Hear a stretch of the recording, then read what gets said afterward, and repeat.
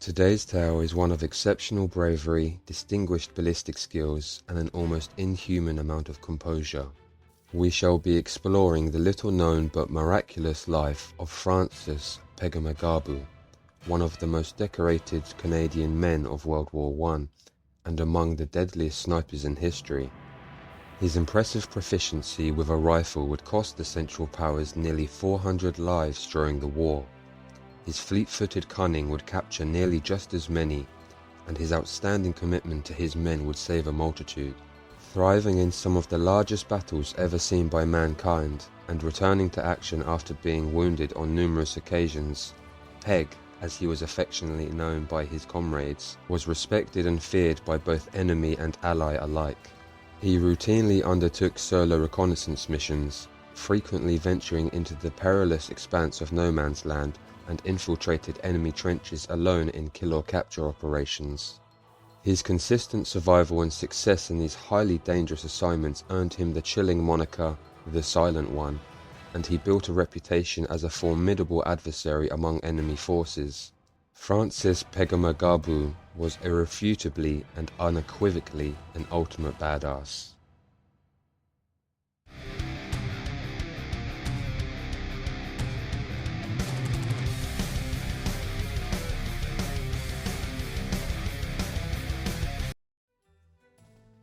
He was born on March the 9th, 1891, in the Shawanaga First Nation Reserve, formerly Perry Island, to his parents Michael and Mary, who were both members of the Ojibwe Nation.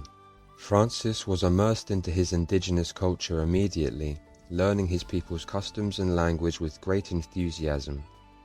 Sadly, his father died when he was 3 years old, and his mother left shortly after, leaving the young boy to be raised by the same man who had raised his father after his parents had passed away, Noah Nebamaniquad, a respected elder in the community. Reportedly quite a sickly child, Francis did not allow this to hold him back from learning how to hunt and fish with the other children on the reserve. With an active outdoors life and encouraging role models around him, he soon grew out of his frailty and grew to become a physically and mentally strong young man. At the age of 12, he started working at local lumber camps, which would build the strength and endurance he was renowned for in his war years. After nearly 10 years of hard labor and almost 2 decades of learning the intricacies of tracking, stalking, and hunting, in 1912, aged 21, he decided to go back to school to finish his studies. Upon hearing that war had been declared in August 1914, Francis rushed to join up, and after being cleared fit for service, he proudly became one of the original members of the 1st Canadian Infantry Battalion.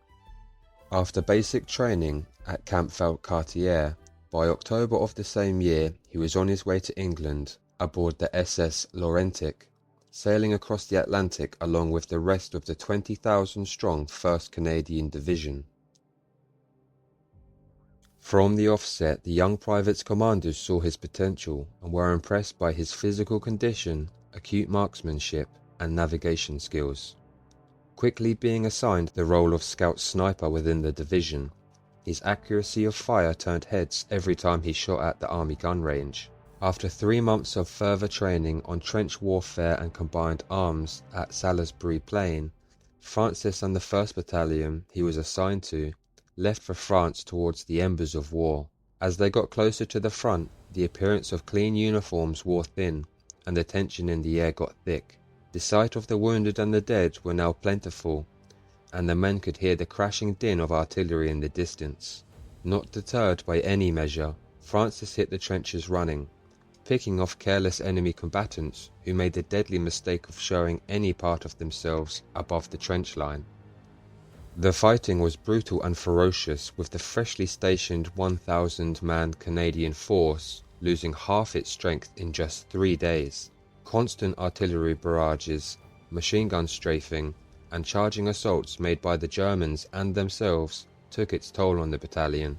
Enveloped by the red-hot clutches of war, the Ojibwe scout sniper was making a name for himself as a crack shot and a dependable messenger between Allied contingents on the line who always came back, no matter the amount of fire that came his way. During the intense battle, for the first time in history, the Germans used chlorine gas to devastating effect on the Canadian troops, with Francis holding the line from charging Germans with his comrades, despite being afflicted by the chemical weapons. Fighting with such gallantry and being crucial to the Allied effort in his section by carrying messages and solo scouting enemy positions, the private was promoted to Lance Corporal and awarded his first medal soon after the battle.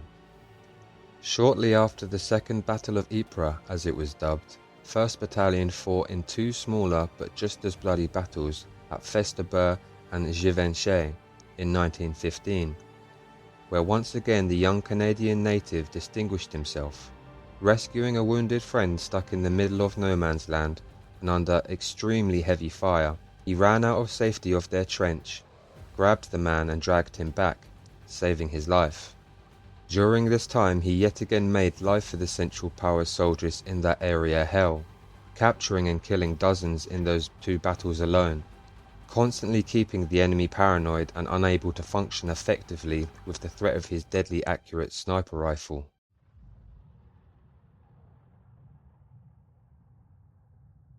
After a brief but well-earned reprieve from the front lines, in 1916 Francis and his comrades would be thrown into the furnace of enemy fire once again, this time to the infamous Battle of the Somme, a gargantuan meat grinder that sucked in 3 million soldiers and spat out over 1 million dead or wounded over the next 5 months.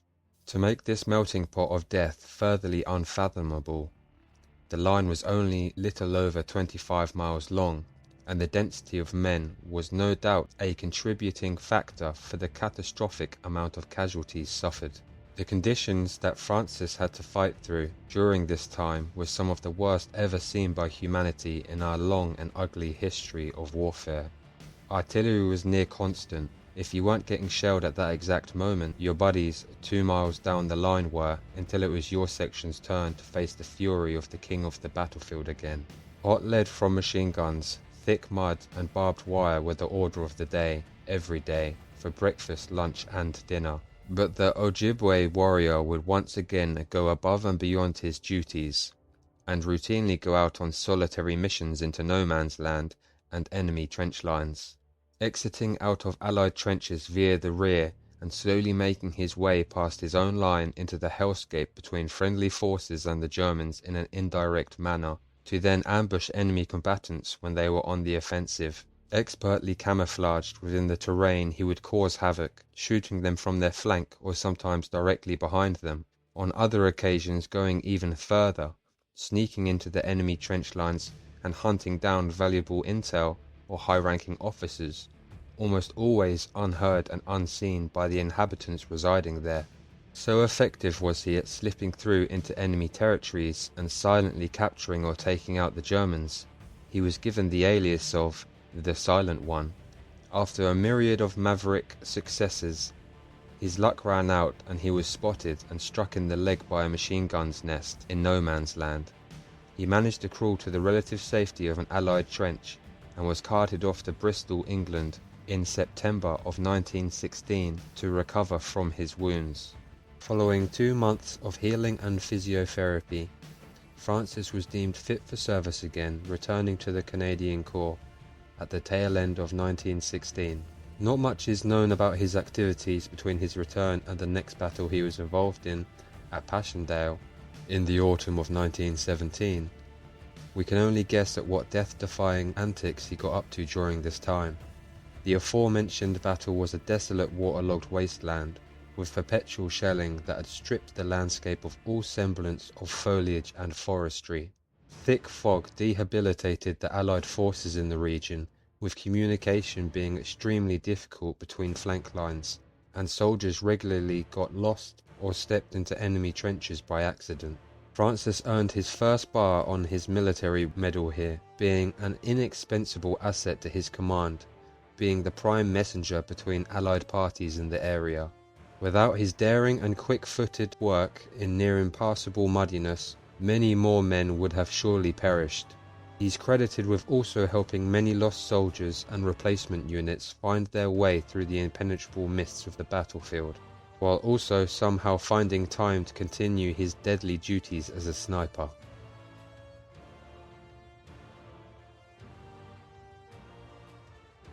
By the time of mid to late 1918, Francis and the 1st Infantry Battalion were involved in fierce fighting at the Battle of Scarpe during the 100 Days Offensive. After many to and fros of attacks and counterattacks, the Canadian Corps managed to take several kilometers of territory, breaking the stalemate that had persisted for many months prior. At this time, the seasoned non-commissioned officer, now of the rank of corporal, would have been leading his men through the maelstrom of trench warfare as best he could, amidst heavy casualties and unforgiving dangers. On August 30th, Francis would earn his second bar on his military medal, one of only 38 Canadian soldiers in history to achieve this feat, while defending against a large German counterattack on their position in Oryx Trench near Upton Wood, where he was stationed. With no regard for his personal safety, under severely heavy machine gun and rifle fire, when his company was nearly out of ammunition and surrounded by the enemy, he went over the top of their trench to retrieve enough ammunition for his men to repel the ferocious enemy encirclement, enabling his section to continue to hold the line and fight another day, which without his singular effort of bravery and courage, by all accounts, would have been overrun and destroyed. This action would solidify his legendary status amongst the men as a man of special standing, cool-headedness, and icy veins under the most testing of difficulties. His efforts would directly enable the Canadian Corps of his post to stay in the fight and subsequently assist the 1st Battalion to breach through the Fresno-Rouvray line, which hastened the end of the war. After the war ended and he returned to Canada, Francis continued to fight, albeit in a different manner and against a different enemy. Seeing how he himself and other indigenous soldiers were mistreated upon their return to the country that they had given up so much for, he decided to take a proactive role in fighting for his people's equality and indigenous rights, which were consistently tread upon at the time. He became an important leader for his community, serving as the chief of Waysucksing between 1921 and 1925, and again in 1942 to 1945, who advocated for his people to have a political voice and control over their own destiny. Heavily attributed to his repeated exposure to poisonous gases during his service, the great warrior and respected chief passed away due to a heart attack in late 1952 at the age of 61, leaving behind a wife and 6 children. One of the most talented and fearsome snipers not only in World War I, but in the entirety of history, with a staggering 378 kills confirmed and 300 prisoners of war captured.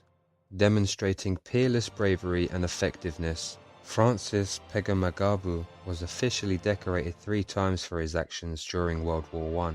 Said to have been a quiet man of few words, a demeanor fitting for his ominous wartime nickname, the Silent One, Francis was an unassuming-looking man with a tale almost too heroic to be true. But true it was, and on one of the very rare occasions in history, the man was more than the myth that surrounded him. This legendary Ojibwe warrior serves as a powerful demonstration to us all, illustrating that through the unwavering dedication of ourselves to a single-minded mastery of our chosen craft, we can not only tenaciously survive even in the most brutal and challenging circumstances, but also ultimately thrive and achieve remarkable feats within them. An enduring source of inspiration to military and indigenous people to this day, Francis Pegahmagabow is unequivocally and without question deserving of the title of one of mankind's ultimate badasses.